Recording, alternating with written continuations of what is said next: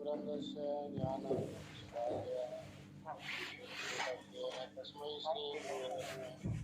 श्रीचैतन्यमनोभीष्टं स्थापितं येन भूतले स्वरूपं कदा मह्यं ददाति स्वपदान्तिकम्।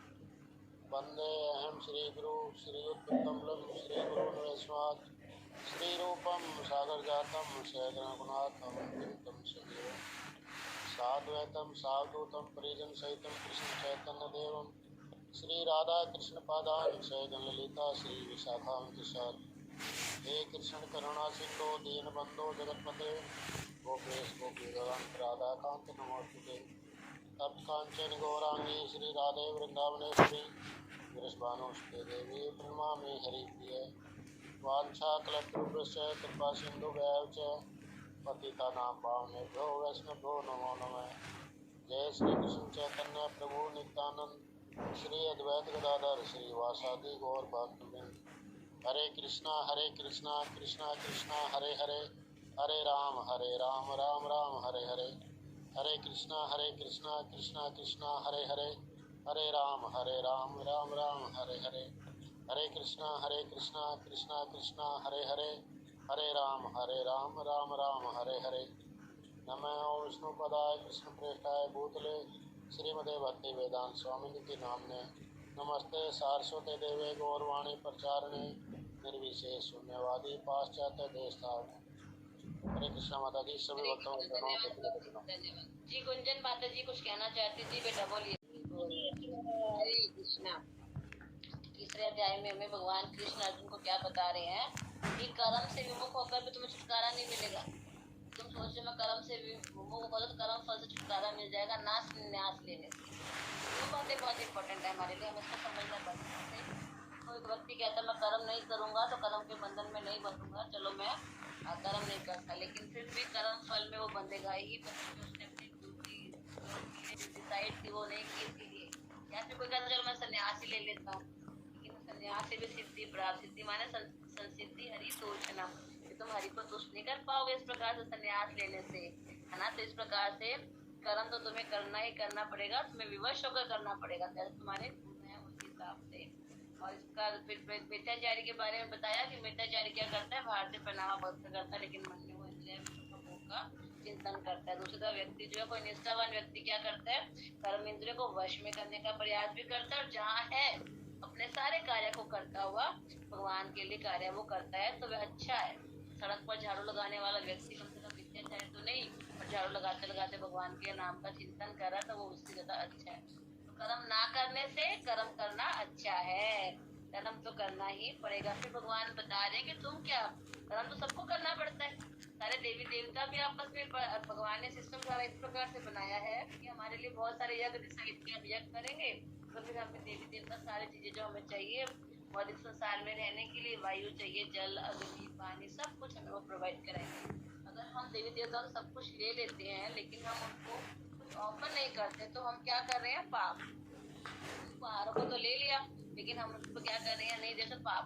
इसी प्रकार पाप में भगवान ने बताया कि जो भोजन हम बनाते हैं, जो वक्त होता है, वो सारा जो भोग यज्ञ में अर्पित खाता है तो वह क्या बन जाता है, उसके लिए प्रसाद बन जाता है। और जो ऐसा नहीं करते वो पाप को खाते हैं। तो भगवान ने देखिए तीसरे अध्याय के 13वें श्लोक में बताया कि पाप जो अगर हम भोग लगाए बिना खाएंगे तो हम पाप खा रहे हैं, हमें ऐसा नहीं करना। जो भी खाएं सबने ध्यान रखना, जो खाएं वो भोग लगा हुआ प्रसाद होना चाहिए। और अन्न हमें कैसे मिलता है, वर्षा से, है ना। वर्षा सारे प्राणी अन्न पर निर्भर रहते हैं, और जो अन्न है वो वर्षा पे रहता है, और वर्षा यज्ञ से होती है। कैसे होता है, नियत कर्मों से। वर्षा कैसे, तो नियत कर्म से, कि जो हमारे जो रोज के नियम है वो हमें करना चाहिए, कि उठना है, जप करना है, संकीर्तन करना, उससे हमारे सारे। तो इसलिए नियमित कर्म वेदों में लिखा गया, लेकिन वेदों का सार हमें जानना बहुत ही जरूरी है। अगर हम वेदों के सार नहीं जानेंगे तो वेदों में बहुत सारी घुमावदार गलियां, उसमें हम फंस जाएंगे। इस प्रकार से कर्म फल में आसक्त हुए बिना ड्यूटी मानकर हमें अपने सारे कार्य को करना चाहिए, क्योंकि फिर उसमें कौन स्थापित हो जाते हैं, भगवान स्थापित होते हैं। जनक आदि ये मैं तुम्हें ही नहीं कह रहा, जैसे पूर्व राजाओं ने भी, जैसे जनक आदि राजाओं ने भी कार्य किया, अतः सामान्य जनों को शिक्षा देने के लिए तुम्हें कर्म करना चाहिए। और फिर बताया कि जैसा आचरण महापुरुष करता है अन्य व्यक्ति उसके अनुसरण करते हैं, अगर तुम नहीं करोगे तो अन्य लोगों पर बुराई हो जाएंगे। और यही बताया मेरे लिए कोई कर्म करने की जरूरत नहीं है, सब कुछ है, मैं पूर्ण हूँ, मुझे किसी चीज की आवश्यकता नहीं, फिर भी मैं कर्म करता हूँ। क्यों करता हूँ? अगर मैं नहीं कर्म करूंगा तो क्या हो जाएगा? सब लोग क्या करेंगे? मेरे को फॉलो करेंगे, मेरा ही अनुगमन करेंगे, और सारे लोग क्या करेंगे? तो उन सबका डाउनफॉल हो जाएगा। यदि मैं नियत कर्म नहीं करूंगा तो ये सारे लोग नष्ट हो जाएंगे, है ना। तो मैं इस और अवांछित संतानों को उत्पन्न करने का कारण बन जाऊंगा। इसीलिए मैं ऐसा नहीं करना, मैं कार्य करो, तुम्हें भी कार्य करना चाहिए। कार्य कैसे करना? अनासक्त, दूसरों को एक अपनी आचारी करे प्रचार, अपने आचरण से दूसरों को सीख देने के लिए हमें सारे कार्य को करना चाहिए। और फिर बता रहे हैं कि कार्य कैसे करना है। ध्यान रख के, भक्ति भाव में है या काम कर्म है, उसमें जो भेद है, उसमें जो डिफरेंस, उसको जानकर हमें कार्य को करना चाहिए। अपने इंद्र तृप्ति के लिए कार्य नहीं करके, भगवान ने कहा कार्य करो, चलो ठीक है हम कार्य करते हैं, अपने इंद्र तृप्ति के कार्य करते, लेकिन ऐसा नहीं है। माया के गुणों में ग्रसित हो जाएंगे तो हम भौतिक कार्यों में लगेंगे, और फिर क्या होगा? भौतिक कार्यों में लगने से भौतिक संसार में फंस जाएंगे। और इसके साथ साथ क्या बोला है कि जिससे ज्ञान है वो अज्ञानी व्यक्ति को कभी विचलित ना करे। हमें ज्ञान है कि हमें मांसाहार नहीं करना, भगवान का नाम जप करना, लेकिन दूसरा व्यक्ति कुछ गलत कार्य कर रहा है तो हमें विचलित नहीं करना। बहुत ही प्रॉपर लास्ट में कह रहे हैं कि ट्रिकफुली हमें उसको, भगवान तो दयालु है कि उससे परेशान ना करो, कोई मेरा बच्चा है, कम बुद्धि है, कोई बात नहीं, मेरा है तो मेरा बच्चा। लेकिन भक्त इतने दयालु होते हैं, फिर भी बहुत सारे संकट छेड़कर उसको छुड़ाने का कार्य करते हैं। तीसरे श्लोक में बहुत 30वें श्लोक बहुत ही सुंदर श्लोक, मई सर्वाणि कर्माणि। तो भगवान एक संदेश दे रहे हैं हमें, क्या करना है तुम्हें? मई सर्वाणि कर्माणि, सब कर्मों को कैसे करोगे? संन्यास अध्यात्म चेतसा, चेतना कहनी होती है, कैसी होनी चाहिए? उसमें कोई भी कार्य करो उसमें त्याग की भावना, अध्यात्म स्पिरिचुअल की भावना होनी चाहिए। और फिर निराशी, आशा ना करो।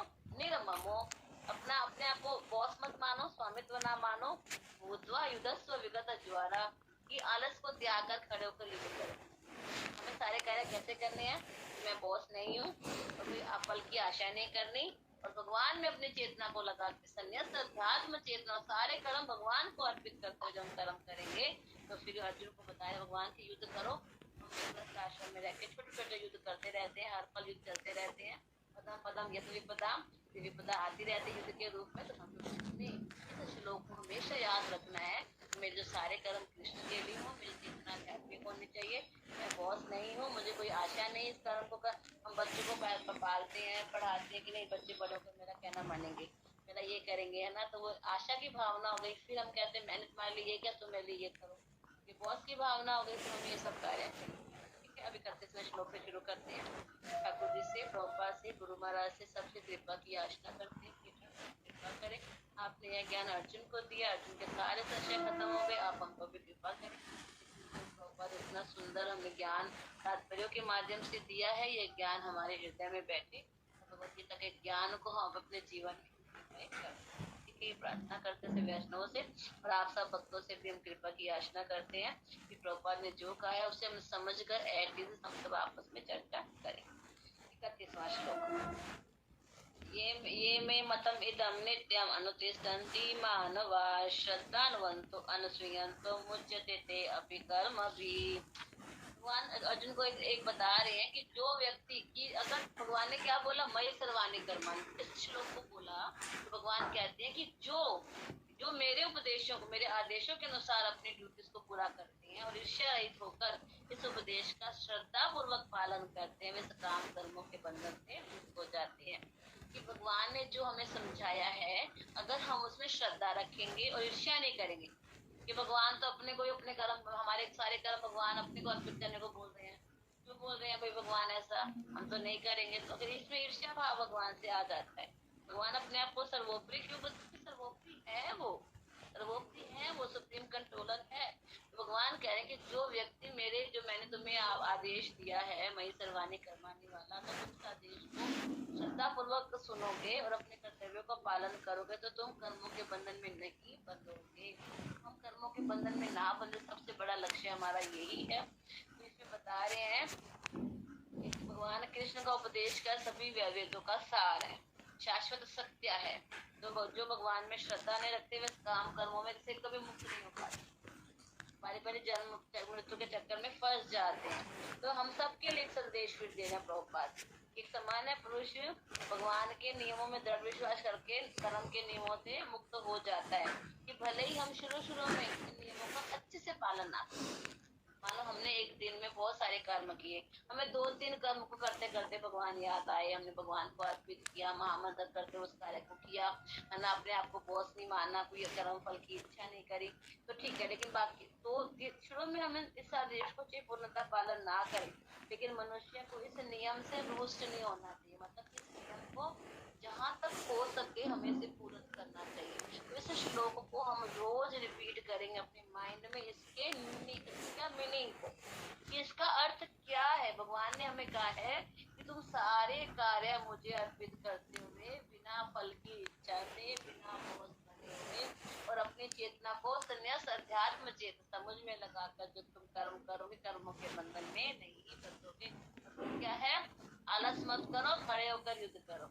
जब हमें सुबह सुबह उठने में आलस आए, सर्दियों के दिन है, रजाई से निकलने में मुश्किल लगे, उस समय सोचो कि भगवान हमसे कह रहे हैं आलस मत करो, खड़े हो, चलो नहाओ और जपा करो। इसको याद रखना है। जब हमें भोग लगाने का आलस आए, चलो कोई नहीं, आज बिना भोग लगाए खा लेते हैं, कल भी तो इस चीज का भोग लगाया था, वही तो फ्रूट से क्या करना है। तो कौन नहीं, भगवान हमसे कह रहे हैं आलस मत करो, खड़े हो, चलो भोग लगाओ। ठीक है, इस लाइन को हमें याद रखना। जो ऐसा करेगा वो कर्म फल के बंधन हो जाएगा। स्टार्टिंग में हम भले ना कर पाए, प्रभुपाद हमें एक लीनियंसी दे रहे हैं, कृष्ण के आदेशों का पूर्णतः पालन नहीं ना हो पाए, लेकिन मनुष्य को इस नियम से रुष्ट नहीं होना, पराजय निराशा का विचार किए बिना निष्ठा पूर्वक हमें अपने कार्य को करता रहना चाहिए, और लास्ट में हम सब विशुद्ध कृष्ण भावना को प्राप्त कर जाएंगे। भगवान हमें कह रहे हैं कि कोई बात नहीं, तुम करो, करते करते तुम्हें सबकी आदत पड़ जाएगी। नेक्स्ट श्लोक। प्रभुपाद की जय। ये तो एतत् अप्सूयन्तो नानुतिष्ठन्ति मे मतम् सर्वज्ञान विमूढ़ान् तान् विद्धि नष्टान् अचेतसा। किंतु जो ईर्ष्यावश इन उपदेशों की उपेक्षा करते हैं, उनका पालन नहीं करते, उन्हें समस्त ज्ञान से रहित, दिग्भ्रमित, सिद्धि के प्रयासों में नष्ट भ्रष्ट समझना चाहिए। तो हमें लगता है कि शायद हम ईर्ष्या नहीं करते भगवान से, लेकिन हम उपदेशों की पूरी तरीके से मानते भी नहीं है, पालन भी नहीं करते। तो गड़बड़ कहाँ आती है हमारे साथ? हमारे साथ गड़बड़ ये आती है कि मैं बॉस हूँ, हमारे में अहंकार होता है कि मैं सही सोचता हूँ या सही समझता हूँ, कोई नहीं, अभी थोड़ा आलस कर रहा हूँ, कुछ साल है मेरे पास, कभी हो जाऊंगा सीरियस जब बुढ़ापा आएगा। तो इस तरह से हम लापरवाही करते हैं। तो हम ना खुद को ही, अपनी इच्छा को आगे रखते हैं, भगवान को बॉस नहीं मानते, भगवान में पूर्ण विश्वास नहीं है, इसलिए उनकी उपेक्षा करते हैं। तो ये भी एक दृष्टि से ईर्ष्या ही होती है। तो यहाँ बता रहे हैं कि जो ईर्ष्यावश इन उपदेशों की उपेक्षा करते, जैसे हिरण्यकशिपु क्या कहता है कि मेरी पूजा करो, भगवान कोई नहीं है, ये ईर्ष्या है ना। लेकिन हम जो भगवान में पूरा फेथ नहीं करते, उनकी आज्ञाओं को पूरी तरीके से पालन नहीं करते, इसलिए हमें भी फिर प्रॉपर मतलब समस्त ज्ञान से रहित, मतलब हमारा थोड़ा ज्ञान है लेकिन हम पूरा उसको फायदा नहीं उठा पाते। कहते हैं ना, दवाई ठीक से नहीं लेंगे तो फायदा भी पूरा नहीं मिलेगा, इस तरह से। तो यहाँ पे तात्पर्य में श्रील प्रभुपाद बता रहे हैं कि जैसे कोई भक्ति के जैसे कोई रेड लाइट क्रॉस कर दे तो उसको दंड मिलता है ना, इसी प्रकार से अगर कोई भगवान के नियमों का उल्लंघन करता है तो उसको भी पनिशमेंट मिलती है। तो यहाँ बता रहे हैं कि वो शून्य हृदय होता है जो भी भगवान की उपेक्षा करता है आज्ञा की, इस वजह से उसको भगवान का, ब्रह्म परमात्मा श्री भगवान का जो 3 रूप में भगवान की अनुभूति कर सकते हैं, उससे वह अनभिज्ञ ही रहेगा। पहले भी श्रील प्रभुपाद ने बताया कि जिसकी गीता में श्रद्धा नहीं है, भगवान श्री कृष्ण है, ये श्रद्धा नहीं है, वो गीता को क्या पढ़ेगा, क्या समझेगा, क्या जीवन में अप्लाई करेगा, या क्या दूसरों के जीवन में भी कुछ सुधार की आशा करेगा। तो अतः ऐसे व्यक्ति से जीवन की सार्थकता की आशा नहीं की जा सकती। जैसे एक बच्चा पिता को अगर डिसओबे करे तो उसका भविष्य अंधकार में रहेगा, है ना। इसी प्रकार से अगर हम भगवान की आज्ञाओं का उल्लंघन करेंगे तो हमारा जो भविष्य क्या होगा, नष्ट भ्रष्ट हो जाएगा। जी। सदृशं चेष्टते स्वस्य प्रकृतिर्ज्ञानवानपि प्रकृतिं यान्ति भूतानि निग्रह किं करिष्यन्ति। ज्ञानी पुरुष भी अपनी प्रकृति के अनुसार कार्य करता है, क्योंकि सभी प्राणी 3 गुणों से प्राप्त अपनी प्रकृति का ही अनुसरण करते हैं। भला दमन से क्या हो सकता है। यानी कि चलो ठीक है, कोई व्यक्ति क्या कहता है कि ठीक है, वो मान लेता है कि मैं शरीर नहीं, मैं आत्मा हूँ, तो अपने ज्ञान से आत्मा को शरीर से अलग तो कर लेता है, लेकिन अलग करने के बाद उस आत्मा को जोड़ेगा कहाँ? उसे ज्ञान होना चाहिए। तो यहाँ बता दें, ज्ञानी पुरुष के भी नेचर ऐसा होता है कि उसे ज्ञान तो हो जाता है, अपने उसके अनुसार कार्य करेगा, लेकिन उसमें 3 गुण होते हैं प्रकृति के जो उस पर हावी हो जाते हैं। लेकिन उन 3 गुणों से कैसे निकला जाएगा? 3 गुणों से केवल भगवान की शरणागति लेकर ही हम निकल सकते हैं। तो ज्ञान की दृष्टि में कितना ही बड़ा विद्वान हो जाए, लेकिन जब तक वह कृष्ण भावना में नहीं बनेगा तब तक वह छूट नहीं पाएगा। भले ही अपने नियत कर्म करता रहे कि ठीक है कि मैं अपनी ड्यूटीज को तो पूरा कर ही रहा हूँ, परिवार भी पाल रहा हूँ, समाज भी पाल रहा हूँ, बिजनेस भी कर रहा हूँ, सब कार्य कर रहा हूँ, लेकिन जब तक वो कृष्ण से नहीं जुड़ेगा किसी भी माध्यम से, तब तक वह क्या पार नहीं पा सकता अपने इस संसार से। तो पूर्णतः कृष्ण भावित भावना भावित हुए बिना नियत कर्मों को हमें परित्याग भी नहीं करना चाहिए। कोई कोई व्यक्ति क्या करता है, सहसा ही अपनी जो रोज की ड्यूटीज को छोड़ देता है, योगी बन जाता है, किसी अध्यात्मवादी बन जाता है। अच्छा क्या होगा, हम जहाँ हैं वहीं रहे, प्रशिक्षण ले और धीरे धीरे ग्रेजुअली कृष्ण भावना में प्रोग्रेस करते जाएं, और इस प्रकार से ही हम कृष्ण की माया से मुक्त होंगे। लेकिन अपने आप को शरीर से अलग कर लिया, आत्मा मान लिया, लेकिन उस आत्मा को कहीं ना कहीं तो एंगेज करना पड़ेगा ना। कि देखो कितना एक्टिव है आत्मा, शरीर से निकलने के बाद बॉडी डेड हो गई, तो वो इतनी एक्टिव आत्मा है, तो उस आत्मा को कहीं ना कहीं तो लगाना पड़ेगा। तो उसे ये ज्ञान जब होगा कि ये आत्मा कृष्ण का अंश है, तब वो और अंश मान के उसकी सेवा में लगेगा, तब उसकी पूर्णता उसे मिलेगी। इंद्रियस्येन्द्रियस्य अर्थे रागद्वेषो व्यवस्थितौ तयोर्नैव शमागच्छेत् तो ही अस्य परिपन्थिनौ। बहुत सुंदर भगवान बता रहे कि प्रत्येक इंद्रिय जो हमारी सेंस है उसके विषय से, सेंस किसी ऑब्जेक्ट से अट्रैक्ट होती है, तो इंद्रिया और उसके विषय से संबंधित राग द्वेष को व्यवस्थित करने के नियम होते हैं। जैसे आंखों को अच्छा देखना है, कानों को अच्छा सुनना है, और जो अच्छा देखने में अच्छा लग रहा है उसको तो देखना चाहता है। एक चीज अच्छी लग रही है मतलब दूसरी चीज कोई ऐसी भी है जो उसको अच्छी देखने में नहीं लग रही, तो यही राग द्वेष है। इसी वजह से हम इससे अटैच हो जाते हैं। मनुष्य को ऐसे राग द्वेष के वशीभूत नहीं होना चाहिए, क्योंकि ये आत्म साक्षात्कार के मार्ग में अवरोधक है। जब तक हमारी भौतिक सोच है, भौतिक इंद्रियां हैं, तब तक हम क्या करते हैं, राग द्वेष करते हैं। लेकिन अगर हम हर किसी में भगवान को देखने लग जाएं, हर किसी को भगवान का अंश देखने लग जाएं, तो फिर राग और द्वेष नहीं रहेगा, फिर सेंटर पॉइंट कृष्ण बन जाएंगे। इसलिए बता रहे कि इंद्रिया और उसके विषय से संबंधित राग द्वेष को हमें कंट्रोल करना है। बस यही चक्कर है जिसकी वजह से हम 84 लाख योनियों में फंसे हुए हैं। तो प्रभुपाद यहाँ बता रहे हैं कि शास्त्रों के यम नियमों का हमें पालन करना चाहिए। जैसे प्रभुपाद जैसे हमें बताया कि हमें भोग लगाकर खाना है ना, तो इससे क्या है कि सेंटर पॉइंट कृष्ण हो गया, कि कृष्ण का हम प्रसाद खा रहे हैं। अब अपनी इच्छा नहीं है कि हमें रजोगुनी खाना है, सत्वगुनी खाना है, तमोगुनी खाना नहीं, हमें तो कृष्णाटेरियन है हम तो, है ना, कृष्ण भगवान को भोग लगा हुआ ही खाना है। तो इस प्रकार से यम नियमों के द्वारा हम अपने इंद्रियों को उनके विषयों की तरफ आकर्षित होने से बचा सकते हैं, और हमें अपना संग चेक करते रहना चाहिए। और नियमों के अंतर्गत भी हम तृप्ति करते हैं, जैसे शादी के बाद संभोग कर सकते हैं, लेकिन उसमें भी क्या है, रिस्क रहता है, क्योंकि हम देख रहे हैं कि आसक्ति इतनी हो जाती है कि बुढ़ापे में भी व्यक्ति गृहस्थ को, परिवार को छोड़ नहीं पाता। इसलिए बता रहे हैं कि नियमों के अंतर्गत इंद्रिय तृप्ति का अभ्यास भी पथ भ्रष्ट कर सकता है, राजमार्ग में भी दुर्घटना की संभावना बनी रहती है, ऐसा श्रील प्रभुपाद बता रहे हैं। तो हमें हमेशा भगवान की सेवा में अपने इंद्रियों को एंगेज करके रखना चाहिए।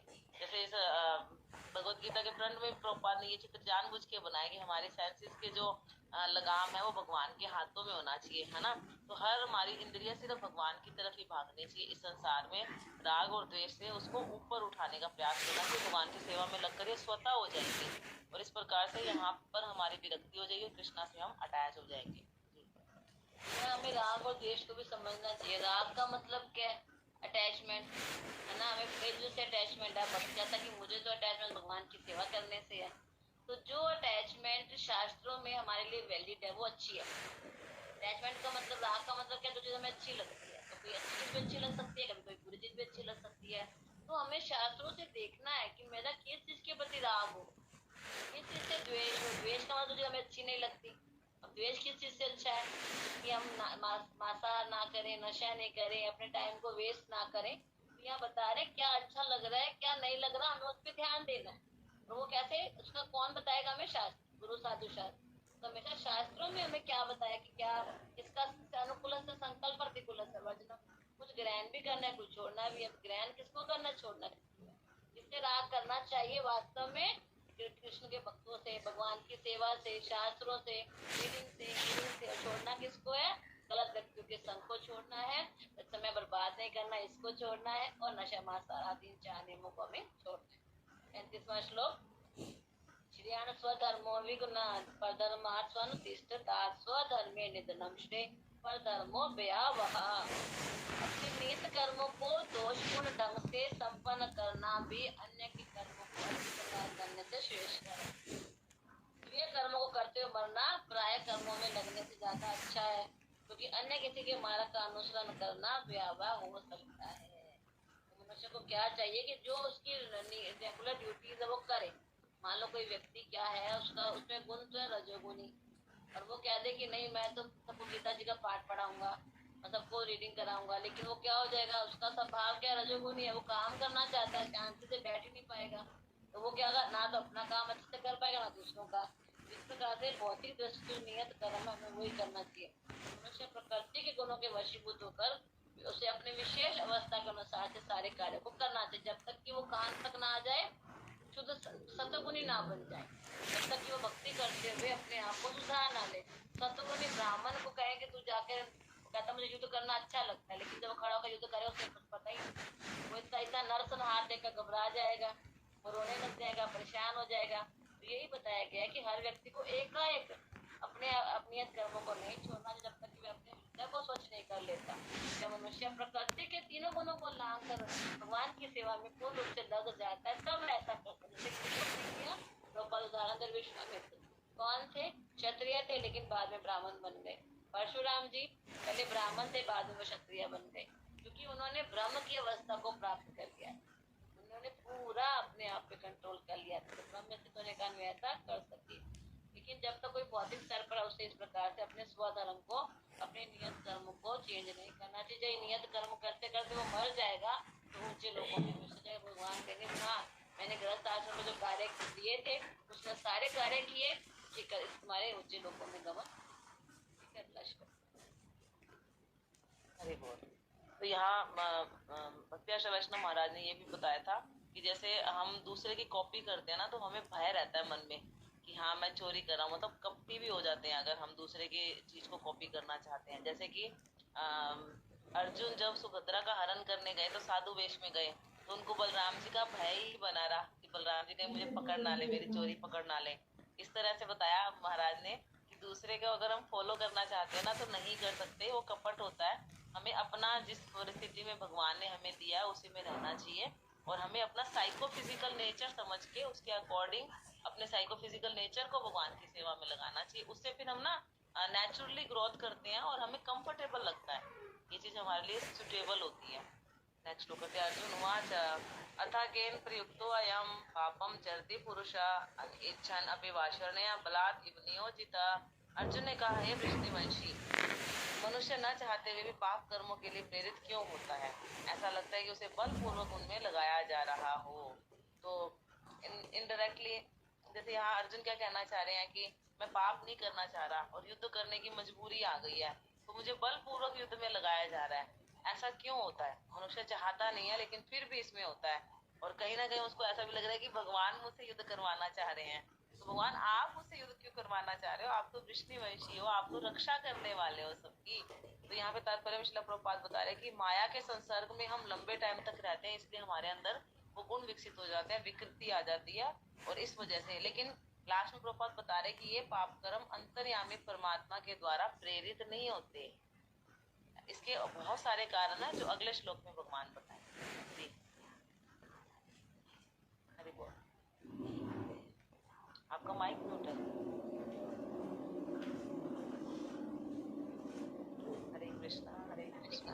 हाँ जी। श्री भगवान उवाच कामेश क्रोधेश रजगुण समुद्भव महाशनो महापाप्मा विदेहियं वैरिणम्।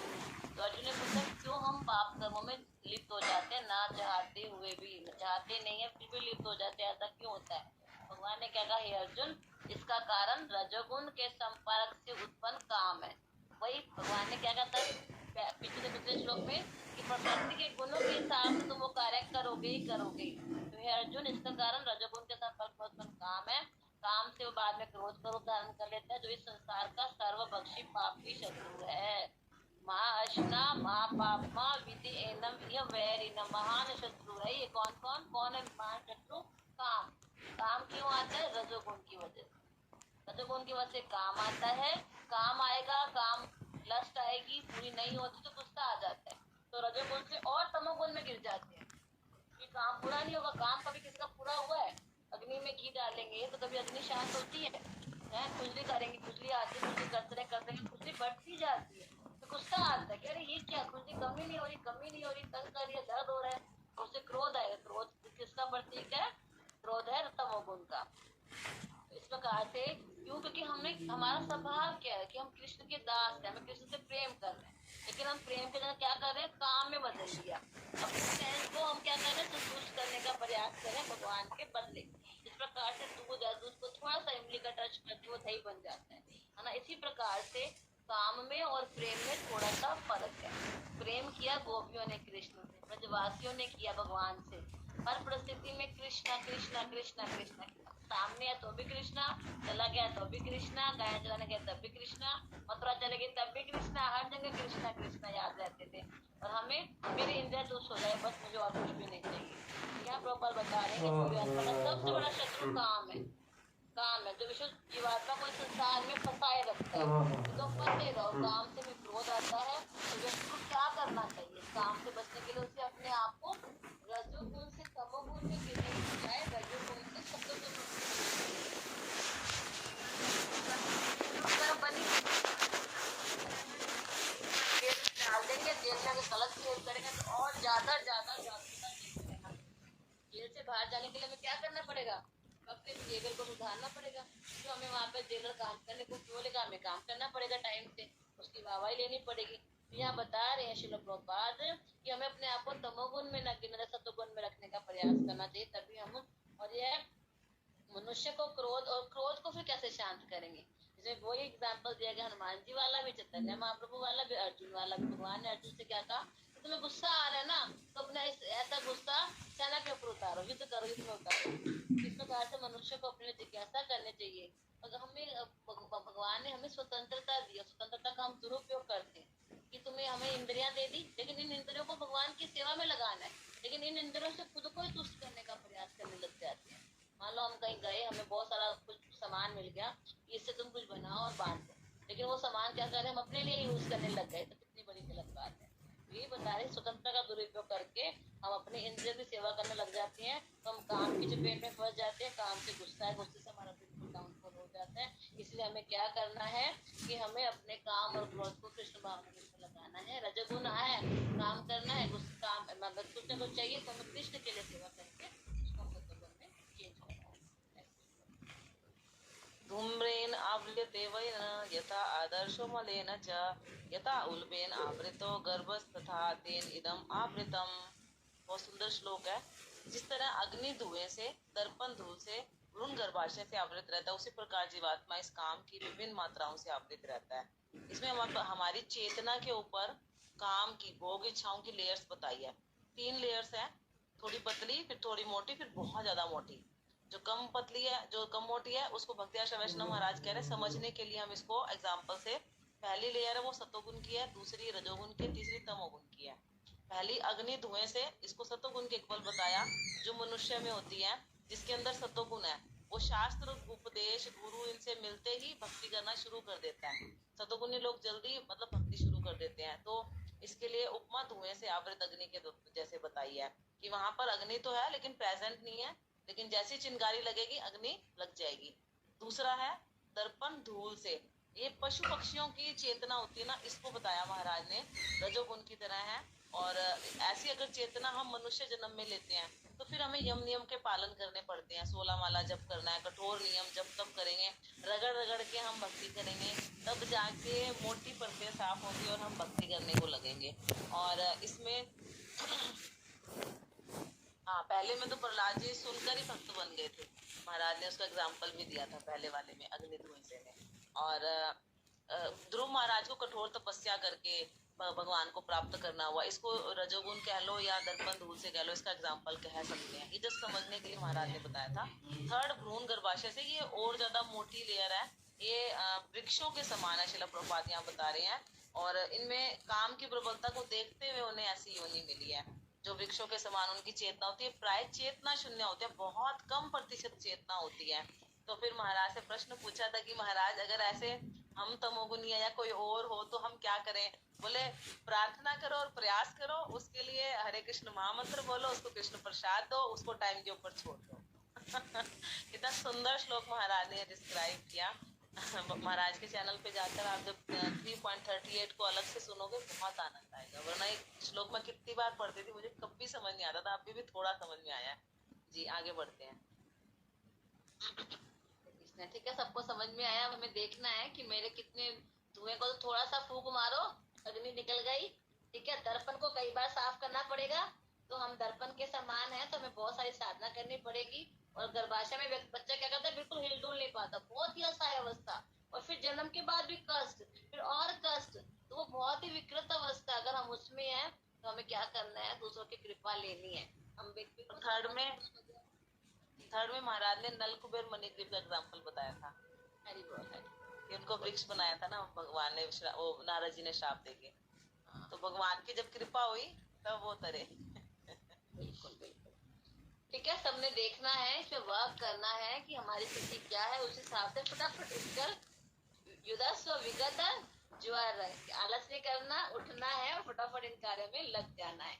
आवृतम ज्ञान मेतेन ज्ञानिनो नित्य वैरी न काम रूपेन कौन्तेय दुष्पुरे नलेन च। इस प्रकार ज्ञान में जीवात्मा की शुद्ध चेतना उसके काम रूपी नित्य शत्रु से ढकी रहती है, जो कभी भी कुछ नहीं होता, अग्नि के समान जलता रहता है। तो होता क्या है, इसको हम थोड़ा सा समझने का प्रयास करते हैं। वैसे अगले में श्लोक में भगवान समझाई देंगे, तो अगला श्लोक पढ़कर मैं दोनों को इकट्ठे रिलेट कर देती हूँ। इंद्रियाणि मनोबोधेर्स्यादिष्ठानमुच्यते एते विमोह यत्येष ज्ञानम आवृत्य देहिनाम। प्रभुपाद कह रहे हैं कि कितना भी विषय भोग में लगा रहे, लेकिन उसको कभी तुष्ट नहीं होता। इसका जैसे अग्नि के समान, अग्नि जलती रहती है, आहुति डालते रहेंगे, घी डालते रहेंगे, जलती रहेगी। ऐसे काम को हम तुष्ट करने की कोशिश करते रहते हैं, वो हमेशा जलता रहता है। इसका सबसे बड़ा क्या है, समझ ये बताया गया है कि भौतिक संसार में समस्त कार्यकलापों के अंदर बिंदु क्या है, मैथुन है। जो लोग भगवान के नियमों की अवज्ञा करते हैं, वे मैथुन जीवन में बंदी बना लिए जाते हैं। ध्यान रखिए, अगर हम भगवान के बनाए गए नियम को फॉलो नहीं करेंगे, तो हम ऐसे गर्त में काम रूपी शत्रु, महाअर्चना वैरी है, बहुत बड़ा शत्रु है, उसमें फंस जाएंगे भगवान। तो काम के मैथुन जीवन द्वारा बंदी बना दिया जाता है, जेल में डाल के जाओ, तुम यही करते रहो, और काम से क्रोध, क्रोध से तमोगुण, तमोगुण से और नीचे नीचे लोगों में फंस जाओगे। ये काम के अज्ञान का प्रतीक है, जिसके द्वारा जीवात्मा को संसार में रखा जाता है। तो यहाँ अगले श्लोक में क्या बताया, इंद्रियां मन बुद्धि इस काम के निवास स्थान है। इनके द्वारा यह काम जीवात्मा के ज्ञान को टक्कर मूर्त कर लेता है। होता क्या है कि जिस प्रकार क्या होता है, कोई शत्रु है, मान लो एक एग्जांपल दिया गया था एक लेक्चर में, मैंने सुना था कि शत्रु है, मान लो क्या है, काम शत्रु है, ठीक है, ही बताया गया, वैरिनम है, और मन बुद्धि इंद्रियों में जाकर वास कर लेता है काम। कैसे, मान लो एक बहुत बड़ा राजा है, राजा क्या हो गया, आत्मा हो गई, ठीक है, उसका फिर एक मंत्री हो गया, बुद्धि हो गई, काम मन बुद्धि अहंकार क्या हो गया कि वहाँ उस राज्य में रहते हैं। तो मन बुद्धि अहंकार किला है, वो राज्य है, राज्य मन बुद्धि अहंकार है, और जो राजा वो आत्मा है, और शत्रु कौन है, काम। तो काम ने क्या किया, काम को, राजा को हराने के लिए उसने उस राज्य में प्रवेश किया, मन बुद्धि इंद्रियों के पास आके बैठ गया, छुप गया, और छुप के फिर उसने किस पर हमला कर दिया, मन बुद्धि अहंकार उसकी बात को मान लिया। मानने की वजह से भी वो राजा क्या हो गया, उसमें कैद हो गया। कभी कभी हमारे मन में एक क्वेश्चन भी आता है कि आत्मा कैसे फंस गई, आत्मा तो भगवान का अंश है। तो प्रभुपाद का तात्पर्य समझने का हम प्रयास करते हैं। इसमें क्या लिखा गया है कि भगवान कृष्ण उस स्थान का बता रहे हैं कि जहाँ शत्रु जाकर क्या करेगा, उसका उस स्थान पर जाकर अपना निवास स्थान बना ले। काम है, काम कहाँ जाएगा, मन बुद्धि इंद्रिय। शत्रु कहाँ जाता है, किले में चुपचाप घुस जाता है, घुस के जाकर वहां पर घुसपैठ करता है। इस प्रकार काम मन बुद्धि में जाकर बैठ जाएगा। मन कहेगा कि हाँ मुझे ये करना ही करना है, फिर इंद्रियां कहेगी हाँ कोई बात नहीं मैं करूंगी, इंद्रियां फिर करना शुरू कर देती है मन के हिसाब से। और जो मन इंद्रिया काम की शरणस्थली बन जाती है, तुम आओ मेरे पास रह जाओ। और बुद्धि फिर क्या करती है, बुद्धि इस पाप में कर्मों में लगने के लिए अलग अलग उपाय, किस प्रकार से मैं इस काम को तुष्ट करते हैं, वो तुष्ट करते हैं। तो उसमें क्या होता है, बुद्धि के बिल्कुल पास में हमारे अंदर हार्ट में आत्मा साथ रहती है। तो बुद्धि जब उस काम को करने के लिए उतावली होती है, तो आत्मा में भी अहंकार आ जाता है। संग का प्रभाव पड़ा, संग का प्रभाव पड़ने से वो आत्मा भी ग्रसित हो जाती है। इस प्रकार क्लियर लिखा है, काम में बुद्धि से आत्मा प्रभावित हो, जिसमें अहंकार उत्पन्न होता है, तो वह पदार्थ इस प्रकार मन इंद्रियों से अपना लेना देना कर लेते। तो आत्मा है तो शुद्ध तत्व, भगवान का शुद्ध अंश है, लेकिन वो मन बुद्धि अहंकार की वजह से वो अपने आप को ग्रसित कर लेते। जिस प्रकार से कि कोई शत्रु क्या करता है, किसी राज्य में घुसता है, वो किला क्या है, मन बुद्धि इंद्रिय, उस किला में कौन है, राजा, आत्मा को वो घेर लेता है और अपना खुद का काम, अपना शासन करना शुरू कर देता है। समझ में आया ये श्लोक? समझ में आया? ये समझना बहुत जरूरी है। ठीक है, नेक्स्ट। तस्मात् त्वम् इन्द्रियाणि आदौ नियम्य भरत ऋषभ पापमानं भजयेनं ज्ञान विज्ञान नाशनम। इसलिए हे भरतवंशियों में श्रेष्ठ, इसलिए हे भरतवंशियों में श्रेष्ठ अर्जुन, प्रारंभ में ही इंद्रियों को वश में करके इस पाप के महान प्रतीक काम का दमन करो, ज्ञान और आत्म साक्षात्कार के इस विनाशकर्ता का वध करो। तो भगवान अर्जुन को कह रहे कि तुम भरतवंशियों में श्रेष्ठ हो अर्जुन, तो तुम ऐसे कुल से हो कि तुम्हें अपने सेंसेस को कंट्रोल करना है। क्या कह रहे हैं? फर्स्ट स्टेप पे प्रारंभ में ही इंद्रियों को वश में करना है। क्यों करना है? क्योंकि जो भोग की इच्छाएं जो हमारी है ना, उसकी वजह से हम क्या करते हैं, ज्ञान को और आत्म साक्षात्कार को साइड कर देते हैं। अब हमें पता लग गया भक्ति करनी है, अनुकूल को ग्रहण करना है, प्रतिकूल को छोड़ना है, लेकिन फिर भी हम क्या करते हैं, इच्छा आ जाती है, नहीं थोड़ा सा अनोपड़ खा लेते हैं, भूख लग रही है, भूख नहीं लग रही होगी लेकिन भूख लग रही होती है ना। तो इस तरह से हम क्या करते हैं, अपने नियमों को तोड़ देते हैं। क्यों? क्योंकि हमारे भूख की इच्छाएं हैं। तो पाप का ये महान प्रतीक है ये, जिसकी वजह से ज्ञान और आत्म साक्षात्कार को भी हम साइड कर देते हैं। तो श्रील प्रभुपाद तात्पर्य में बता रहे हैं कि भगवान ने अर्जुन को शुरू से इंद्रिय संयम करने का उपदेश दिया है, ताकि वो पाप के शत्रु काम का दमन कर दे। क्यों? क्योंकि ये जो भोग की इच्छाएं हैं, ये आत्म साक्षात्कार और आत्म ज्ञान की उत्कंठा, हमारे अंदर एक उत्साह होता है जानने का कि हाँ भगवान से मेरा कैसा संबंध है, सेवा मैं करूंगा तो मुझे कैसी अनुभूति होगी, एक इंटरनल हैप्पीनेस कैसी होती है पता नहीं। आउटर हैप्पीनेस तो हम लेते हैं लेकिन उससे सेटिस्फाई नहीं हुए और हमेशा हमारी इच्छाएं बढ़ती जाती हैं, बदलती जाती हैं। तो चलो एक बार देखते हैं कि भक्ति करके कैसे इंटरनल सेटिस्फेक्शन मिलता है, लेकिन फिर हमारी भोग इच्छाएं आती है, वो हमें वापस से पीछे ले जाती हैं। तो यहाँ बता रहे हैं कि हम आत्मा है, शरीर नहीं है, ये ज्ञान है। और ये ज्ञान कब कर पाएंगे? जब हम भगवान की तरफ चलेंगे, भगवान की सेवा करेंगे, जीव भगवान का अंश है, यही चेतना कृष्ण भावना मिलता है। हमें होता तो भगवान से प्रेम है, लेकिन यहाँ भौतिक संसर्ग के कारण वह भोग इच्छाओं में बदल जाता है। जो ईश्वर के प्रति प्रेम है वो काम में बदल गया। और शुरू में ही अगर शिक्षा दे दी जाए तो फिर ये ईश्वर प्रेम काम में नहीं विकृत होता। लेकिन अगर एक बार ये ईश्वर का प्रेम काम के रूप में बदल गया तो दोबारा मौलिक स्वरूप इसका पाना बहुत मुश्किल है। लेकिन अगर हम देर से भी भक्ति शुरू करें, लेकिन कृष्ण भावनामृत इतना शक्तिशाली है कि भक्ति के विधि विधानों का पालन करके वापस जो हमारी लस्टी डिजायर्स काम है, वापस वो ईश्वर प्रेम में बदल सकता है। लेकिन इसके लिए हमें इसकी अनिवार्यता समझनी होगी। इसमें हम बचपन से अगर भक्ति करें, जैसे लड़की जब होती है तब भी से उसको संस्कार दिया जाता है कि तुझे दूसरे घर जाना है, वहाँ सेवा करनी है, त्याग करना है, सहन करना सीखो, तब वो जाके शादी के बाद सेवा करती है ना। तो इसी प्रकार से अगर हमें बचपन से अगर कोई समझा दे कि तुम आत्मा हो, भगवान से तुम्हारा संबंध है, हर चीज तुमने भगवान की प्रसन्नता के लिए करनी है, तो हम क्या जीवन भर भगवान की भक्ति नहीं करेंगे? या फिर गलत चीजों की तरफ जाएगा हमारा मन? नहीं जाएगा। इसलिए बता रहे हैं कि फर्स्ट स्टेप पे ही हमें अपने इंद्रियों को वश में करना चाहिए। जी। इंद्रियाणि पराणियाओ इंद्रिय पे परम मना मनस तु परा बुद्धि या बुद्धि पर तु सा। देखिए कि कर्मेंद्रियां जड़ पदार्थ की अपेक्षा श्रेष्ठ है, मन इंद्रियों से बढ़कर है, बुद्धि मन से भी उच्च, आत्मा बुद्धि से बढ़कर है। तो एक हमें हमारा शरीर दिख रहा है, शरीर 5 तत्वों से बना है, पृथ्वी जल अग्नि वायु आकाश। उसके बाद क्या है? मन बुद्धि अहंकार, 3 चीजें हो गई। ठीक है, उसके बाद ऊपर आत्मा। तो सबसे पहले क्या है? शरीर। शरीर क्या है? जड़, कुछ कर नहीं सकता। शरीर कुछ भी नहीं करेगा, मन उसको बोलेगा, बुद्धि बोलेगी, तब वो एक्टिव होता है। तो यहाँ बताया गया कर्मेंद्रियां जड़ पदार्थ की शरीर से श्रेष्ठ, सबसे नीचे शरीर है, शरीर से ऊपर क्या? कर्मेंद्रियां, उन कर्मेंद्रियों से बड़ा मन, और मन से ऊपर बुद्धि, और बुद्धि से बढ़कर आत्मा है। तो आत्मा से बड़ा कौन है? परम आत्मा भगवान श्री कृष्ण। इस प्रकार से ये बताया गया कि 1 by 1 हमने सबसे पहले, जैसे पिछले श्लोक में क्या बताया कि शरीर में जो इंद्रियां हैं, शरीर में जो कर्मेंद्रियां हैं, वो क्या करेंगे? चीजों को देखकर कार्य करने का प्रयास करेंगे।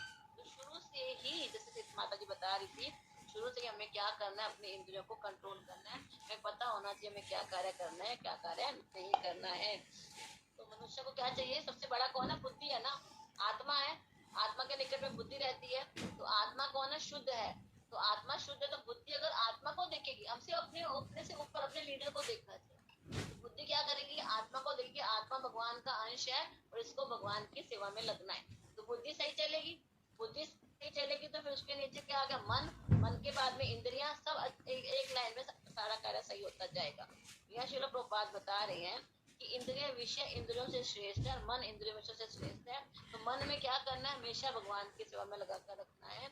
अगर मन नहीं लगेगा तो वो हमें भटका देगा। तो मन, यदि मन भगवान की सेवा में लगा रहेगा तो तुच्छ विषयों में लग पाना मन के लिए, मनुष्य को लिए मुश्किल हो जाएगा। इसलिए मनुष्य को क्या चाहिए, बुद्धि के द्वारा आत्मा की स्थिति को समझे, ढूंढे और मन को निरंतर, फिर पहले बुद्धि देखेगी कि आत्मा कौन है, भगवान का अंश। फिर मन को क्या बोलेगा, मन सवा मना कृष्ण पदार विंदे, मन तो भगवान की सेवा में लग। और वो अगर अटीला रहेगा, बुद्धि क्या रहेगी, एकदम सॉलिड रहेगी, तो मन को उसका कहना माना, ये सीक्वेंस में चलता है। फिर मन क्या करेगा, इंद्रियों को, इंद्रिया मन मेरा मन है कि चलो भगवान की सेवा करें, भगवान के लिए भोग बनाए, तो इंद्रिया कार्य करेगी। इसीलिए वन बाय वन अपने से ऊपर लीडर को हमें कहना मानना है। जब बुद्धि आत्मा को देखेगी, फिर बुद्धि मन से अच्छे से कार्य कराएगी और फिर मन आगे अपने इंद्रियों को भगवान की सेवा में लगा सकेगा। इसीलिए वन बाय वन हमें चीजों को देखकर फिर कार्य करना है, विवेक बुद्धि के द्वारा। एवं बुद्धे परम बुद्धत्वा संस्तभ्य आत्मानम आत्मना जहि शत्रु महाबाहो काम रूपम दुरासदम। इस प्रकार हे महाबाहु अर्जुन, भगवान फिर से एक बार अर्जुन को महाबाहु कह रहे हैं। अर्जुन के माध्यम से हम सबको भी कह रहे हैं कि तुम सब मेरे अंश हो, बहुत स्ट्रॉन्ग हो भाई।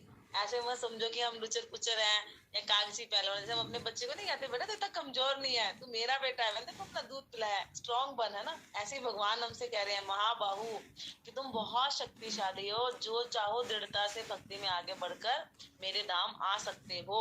इसके लिए क्या करना है, अपने आप को भौतिक इंद्रियों, मन और बुद्धि से परे जानकर। दूसरे चैप्टर में भगवान ने आत्मा का ज्ञान दिया था, है ना। और यहाँ पर जो हमारा सूक्ष्म शरीर होता है ना, मन बुद्धि अहंकार, उसकी बात हो रही है कि हमारी जो भौतिक इंद्रिया, मन और बुद्धि, इससे खुद को परे जानो। माता जी 3rd चैप्टर का लास्ट श्लोक है। तो यहाँ क्या कह रहे हैं अर्जुन को कि अपने आप को भौतिक इंद्रिय, मन और बुद्धि से परे जानो। हम क्या सोचते हैं कि मैं मन हूँ, हमारा मन कहता है ना कि मेरा खाने को मन कर रहा है, चल बाहर घूमने चलते हैं। नहीं, ये जो है हमारा भौतिक है, जो हमें, हमारा शत्रु है, जो हमें फिसला रहा है। तो इसको सोचो कि नहीं, मैं तो एक आत्मा हूँ, इस शरीर से परे हूँ, सेंस ग्रेटिस्फेक्शन मेरा काम नहीं है। इसलिए कह रहे भौतिक इंद्रियों, मन बुद्धि से परे जानकर मन को सावधान आध्यात्मिक बुद्धि से स्थिर करके। जैसे माता जी ने अभी बताया ना कि मन के ऊपर बुद्धि है, बुद्धि को शास्त्रों के द्वारा स्ट्रॉन्ग कर लो, फिर बुद्धि क्या करेगी, मन को टिका देगी। अभी हम क्या करते हैं, इंद्रियों के दास हैं, मन के दास बने हुए हैं, लेकिन मन के ऊपर अगर स्ट्रॉन्ग बैठ जाएगी बुद्धि, तो फिर मन को सावधान आध्यात्मिक बुद्धि से स्थिर करके। बुद्धि कब स्ट्रॉन्ग बनेगी, जब वो आध्यात्मिक होगी। आध्यात्मिक होगी शास्त्रों को पढ़ने सुनने से, भगवान का जप करने से, भगवान का भोग लाकर खाने से। तो इन सब चीजों के द्वारा जब बुद्धि स्ट्रॉन्ग होगी तो फिर वो मन को स्थिर कर देगी, फिर आध्यात्मिक शक्ति मिलेगी हमें। फिर आध्यात्मिक शक्ति द्वारा इस काम रूपी दुर्जय शत्रु को जीतो। जो भोग की इच्छाएं है ना, काम का सीधा सा मीनिंग भोग की इच्छाएं है ना, ये क्या है, हमारा दुर्जय शत्रु है जिसको हम जीत नहीं सकते। लेकिन भगवान ने, श्रील प्रभुपाद ने हमें इतना सिंपल सा तरीका बता दिया कि बस भक्तों का संग करो, भक्ति करो, तो ये जो हमारी बुद्धि है ये स्ट्रॉन्ग हो जाएगी। इस प्रकार से हम इस दुर्जय शत्रु को, जिसको जीत नहीं सकते, उसको भी जीत सकते हैं। तात्पर्य में श्रील प्रभुपाद बता रहे हैं कि हमारी भोग इच्छाएं होती हैं, प्रभुत्व और इंद्रिय तृप्ति की इच्छा होती है, यही हमारी परम शत्रु है। और अगर हम भक्ति की शक्ति से इंद्रियों, मन और बुद्धि पर नियंत्रण रख के इसको कंट्रोल कर सकते हैं। सहसा अपने नियत कर्मों को बंद करने की जरूरत नहीं है, अपने कर्तव्यों को पूरा करते जाओ, साथ साथ में भक्ति का अभ्यास करते जाओ। इसको विकसित करके भौतिक इंद्रिय और मन से प्रभावित हुए बिना शुद्ध स्वरूप के प्रति, कल हमने बात की थी ना, सिद्ध स्वरूप भक्त होते हैं, शुद्ध स्वरूप के प्रति लक्ष्य स्थिर बुद्धि से दिव्य स्थिति को प्राप्त कर सकते हैं। यही इस अध्याय का सारांश है। प्रभुपाद इसमें बता रहे हैं पूरे अध्याय का सारांश क्या है, और इसमें स्पेशल बता रहे हैं प्रभुपाद की सिर्फ मानसिक चिंतन करते रहे, अपरिपक्व अवस्था में कोई यौगिक अभ्यास कर ले। ये सारे आध्यात्मिक जीवन को प्राप्त करने के टेम्परेरी एफर्ट्स हैं, इससे हमें आध्यात्मिक जीवन नहीं मिलेगा। कैसे मिलेगा? अपना साइकोफिजिकल नेचर को समझ के कि हाँ मैं आत्मा हूँ, मेरा स्वभाव सक्रिय रहना है, अपनी सारी सेंसेस को भगवान की सेवा में लगाकर ही हम आध्यात्मिक जीवन को प्राप्त कर सकते हैं। कोई यौगिक आसनों के द्वारा नहीं और मानसिक चिंतन के द्वारा नहीं कर सकते। तो श्रेष्ठ बुद्धि के द्वारा ही कृष्ण भावना अमृत में हमें प्रशिक्षित होना चाहिए। हरे कृष्णा कृष्ण कृष्ण हरे हरे, हरे राम राम राम हरे। जी नेक्स्ट चैप्टर, नेक्स्ट श्लोक। भगवद गीता के 3रे अध्याय कर्म योग का भक्ति वेदांत तात्पर्य पूर्ण शिल प्रपात की जय। अब 4वां अध्याय दिव्य ज्ञान। तो हमने सबसे पहले कुरुक्षेत्र के युद्ध में सैन्यान्वेषण कर लिया। दूसरा गीता का सार कि जिसमें आत्मा और शरीर के बारे में बताया गया। तो अभी अर्जुन क्या कह रहा है, मुझे युद्ध नहीं करना। दूसरे अध्याय में, तीसरे अध्याय में बताया कर्म योग। नहीं, कर्म हमें करना पड़ेगा, कर्म किए बिना कोई रह नहीं सकता। तुम आत्मा और शरीर नहीं हो। आत्मा के साथ और क्या क्या है? मन बुद्धि अहंकार, जो आत्मा को उसके कार्य करने से रोकते हैं। ये हमें तीसरे अध्याय में बताया, कर्म हमें करना है। ठीक है, कर्म करने। अब व्यक्ति खड़ा होता है कर्म करने के लिए, लेकिन कर्म बहुत सारे हैं, कैसे कैसे कर्म करूं? तो 4थे अध्याय के अंदर भगवान सबसे पहले बताएंगे मैं इस भौतिक संसार में क्यों आया हूँ। मुझे आने की जरूरत नहीं थी, लेकिन मैं आया हूँ। मैं किस लिए आया हूँ वो बताएंगे 2 श्लोकों में। फिर भगवान अपने जन्म और कर्म की दिव्य प्रकृति के बारे में बताएंगे। और फिर आगे जो काम करते हैं, जो कर्म करना चाह रहे हैं लेकिन वो देवी देवताओं की पूजा करते हैं, संसार में फंस जाते हैं, देवी देवताओं की क्या स्थिति है ना। फिर उसके जो दिव्य ज्ञान प्राप्त, कर्म करना तो शुरू कर दिया, लेकिन अब हमें ज्ञान होना चाहिए कि हम किस प्रकार के कर्म को करें। फिर 5वें चैप्टर में बताएंगे कृष्ण भावना कर्म हमें करने चाहिए। फिर 4था अध्याय दिव्य कर्म है, जिसमें 42 श्लोक है। पहले 3 श्लोक भगवान श्री कृष्ण कहते हैं, 4था श्लोक अर्जुन करेंगे। और 5 से लेकर 42 तक सारे श्लोकों में भगवान गुरु की ड्यूटी को निभा रहे हैं, बोलते जा रहे हैं, समझाते जा रहे हैं, उसको अलग अलग एग्जाम्पल से, अलग अलग तरीकों से अर्जुन को समझाने का ज्ञान दे रहे हैं। दिव्य ज्ञान। श्री भगवान उवाचा इमं विवस्ते योगं प्रोक्तवानम् अव्ययं विवस्वानम् अन्वे मनुरिश्वा कवे अब्रवीत। भगवान श्री कृष्ण ने कहा, मैंने इस अमर योग विद्या का उपदेश सूर्यदेव विवस्वान को दिया, विवस्वान ने मनुष्य के पिता मनु को दिया, और मनु ने इसका उपदेश इक्ष्वाकु को दिया।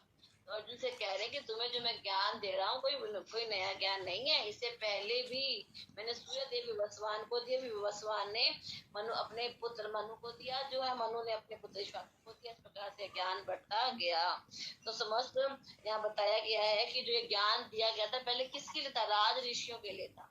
जो राजा है उस ज्ञान को प्राप्त करे और प्राप्त करके फिर आगे बढ़ाए। और सूर्य देवी वस्वान, हमें पता चलना चाहिए कि सूर्य लोक में केवल ये अपने हीट लाइट दिखते ये नहीं है, इसके अलावा वहाँ एक पूरा एक प्लेनेट है, एक देश बसा हुआ है जिसमें वहाँ के राजा है। राजा कब होता है? जब प्रजा होती है ना। तो वहाँ प्रजा भी है, राजा भी है, लेकिन उनके शरीर अलग तरीके से बने हुए हैं, इतनी हीट को वो सहन कर लेते हैं, है ना। तो यहाँ पर बताया गया है कि सूर्य सभी लोगों का राजा है और विवस्वान उस पर राज्य करता है और सब लोगों को भगवान के कहने पर उष्मा और प्रकाश देता है। सूर्य कृष्ण के आदेश पर घूमता है और अपना पहला शिष्य भगवान ने किसको चुना था? सूर्यदेव को चुना था। तो ये आगे फिर बताया गया है, कलयुग की अवधि, सब अवधि बताएगी कितने साल पहले भगवान ने विवस्वान को ज्ञान दिया गया था। क्योंकि सूर्यदेव विवस्वान कौन थे? क्षत्रिय थे, और वो क्षत्रियों के जनक है जो सूर्यवंशी है। सूर्यवंशी जो सूर्यदेव से निकल रहे हैं वो सूर्यवंशी कहलाते हैं। और भगवद गीता का ज्ञान क्या? अपरुष्य है। कोई साधारण पुरुष, भौतिक संसार के किसी पुरुष ने ज्ञान नहीं दिया था, इसलिए हमें इसको यथा रूप में स्वीकार करना चाहिए। भगवान ने पहले सूर्यदेव से कहा, सूर्यदेव ने अपने पुत्र मनु से कहा, मनु ने इक्ष्वाकु से। यानी कि ये जो ज्ञान है परंपरा से चलता आ रहा है, ये कोई नया ज्ञान नहीं है, भगवान ने सूर्यदेव को दिया। तो जो नॉलेज है वो नॉलेज परंपरा से चलती आ रही है। हमें किसी से ऐसे कोई ज्ञान सुनकर उसे अपने जीवन में नहीं उतारना चाहिए। नेक्स्ट। एवं परंपरा प्राप्तम इमं राजऋषियो विदो सकालेन यह महता योगो नष्ट परंतपा। इस प्रकार ये परम विज्ञान, भगवान इसको क्या कह रहे हैं? परम विज्ञान। ज्ञान नहीं, विज्ञान मतलब जानना और उसको अप्लाई करना। और फिर ये परम मतलब सबसे ग्रेट है। परम विज्ञान गुरु परंपरा द्वारा प्राप्त किया गया। ऐसा नहीं है कि कहीं से भी ले लिया, नहीं, प्रमाणिक गुरु परंपरा। गुरु परंपरा का मतलब भगवान ने ब्रह्मा जी को दिया, ब्रह्मा जी ने नारद जी को दिया, नारद जी ने व्यास देव जी को दिया। इस प्रकार से 1 बाय 1 लेकर आया। जैसे कि आम है, पेड़ से नीचे तक कैसे आया, एक ने दूसरे को पकड़ा, दूसरे ने तीसरे को, इस तरह से नीचे सुरक्षित आ गया। और एक पेड़ से ऊपर से फल कोई फेंक देता या हम पत्थर मारते और वो नीचे गिरता तो फट जाता, खराब हो जाता, हमारे को एज इट इज नहीं मिलता। इसलिए प्रभुपाद ने भगवत गीता का नाम क्या रखा, एज इट इज, क्योंकि ये आचार्यों के साथ एज इट इज आया, किसी ने भी बीच में अपना कुछ डिलीट या उसमें ऐड नहीं किया है। इसलिए बता रहे हैं कि यह परम विज्ञान गुरु परंपरा द्वारा प्राप्त किया गया। राज ऋषियों ने इसी विधि से इसको समझा। हम अपने मन गढ़ंत तरीके से चीजों को समझते हैं, इसलिए हम अपनी भौतिक बुद्धि लगाते हैं और चीजों को क्या करते हैं, खराब कर देते हैं। लेकिन यहाँ क्या बता रहे हैं, राज ऋषियों ने इसी विधि से, जैसा गुरु कह रहे हैं एज इट इज उसको समझा, उनके भाव को समझा, अपना भौतिक बुद्धि या मंतव्य उसमें नहीं लगाया।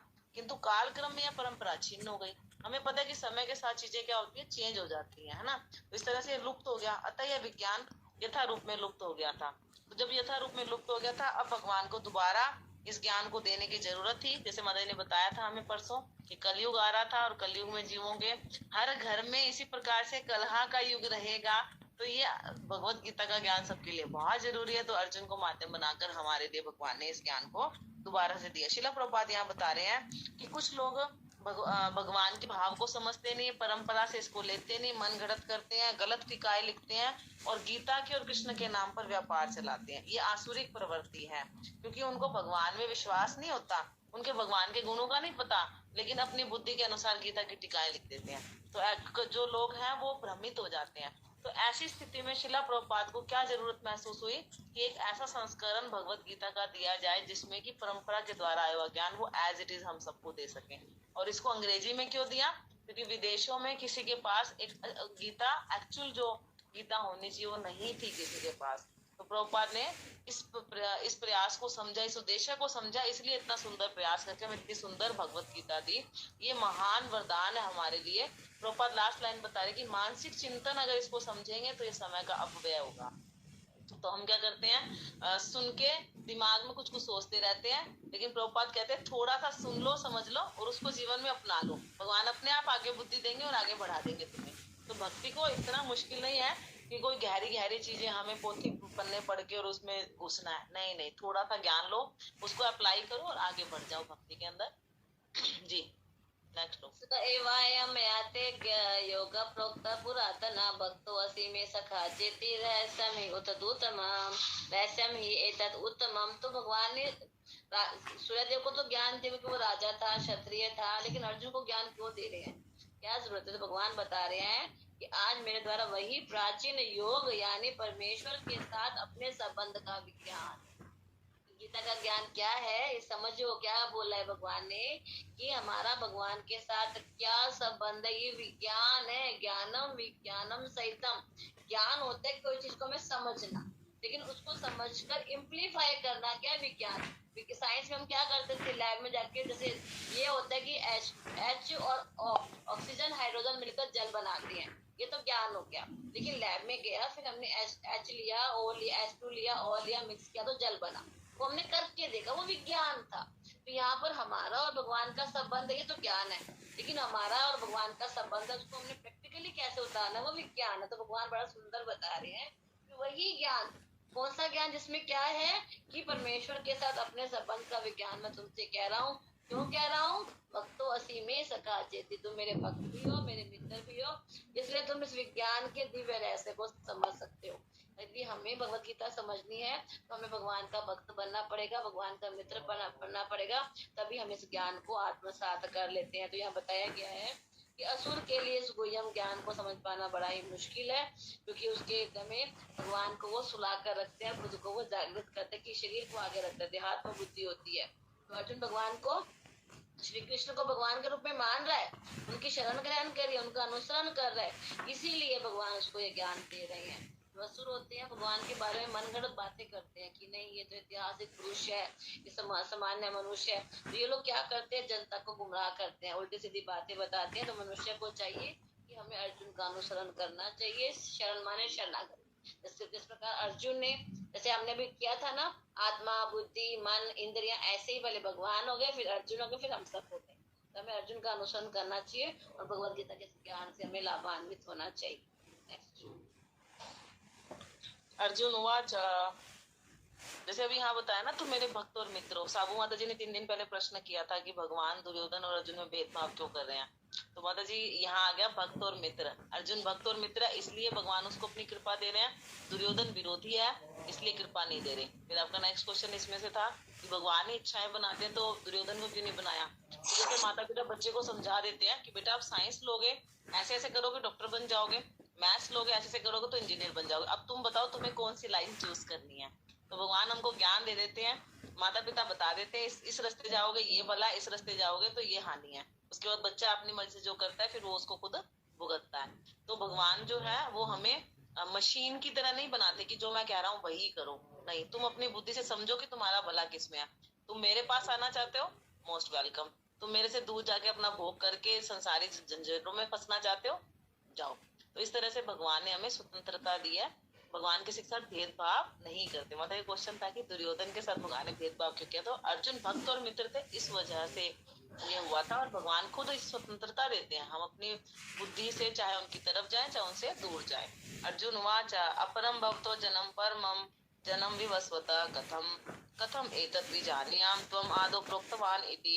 अर्जुन ने कहा, सूर्य देव विवस्वान आपसे पहले हो चुके ज्येष्ठ है। कहा वो जब सतयुग शुरू हुआ था तब सूर्य देवी वसवान थे भगवान। फिर मैं कैसे समझू कि प्रारंभ में आपने इस विद्या का उपदेश दिया था, क्योंकि आपकी तो इतनी उम्र है नहीं भगवान, तो आप ऐसा कैसे कह रहे हो। यह तात्पर्य श्रील प्रभुपाद बता रहे कि अर्जुन तो भगवान के भक्त हैं और उनको कृष्ण के वचनों पर विश्वास क्यों नहीं हो रहा। जिज्ञासा ये अर्जुन अपने लिए नहीं कर रहे, हम सबकी तरफ से कर रहे हैं, ताकि आगे आने वाले टाइम में कोई कह दे कि भगवान ऐसे कैसे कर सकते हैं कि 125 साल की उम्र नहीं थी महाभारत के युद्ध में, सूर्य देवी विवस्वान को इतने साल पहले उन्होंने ज्ञान ये कैसे दे दिया। तो ये असुरों को बताने के लिए भगवान ने अर्जुन ने उनकी तरफ से क्वेश्चन किया, क्योंकि असुर जो है ना इसको अस्वीकार कर देते हैं।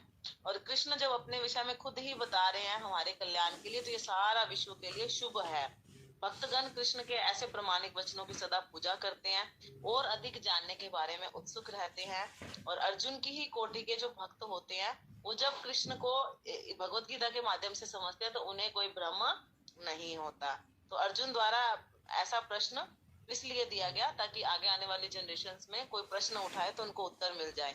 तो आगे बताएंगे भगवान कि भगवान ने इतने साल पहले ये ज्ञान कैसे दिया। जी श्री भगवान उवाच, बहुनि मे व्यतीतानि जन्मानि च अर्जुन तान्य वेद सर्वाणि न त्वं वेद तत् परन्तप। श्री भगवान ने कहा, अर्जुन ने कर लिया क्वेश्चन कि आप तो मेरी उम्र के ही हो, आपने सूर्यदेव तो बहुत बूढ़े हैं, बहुत बुजुर्ग हैं, आपने उनको ज्ञान कैसे दे दिया।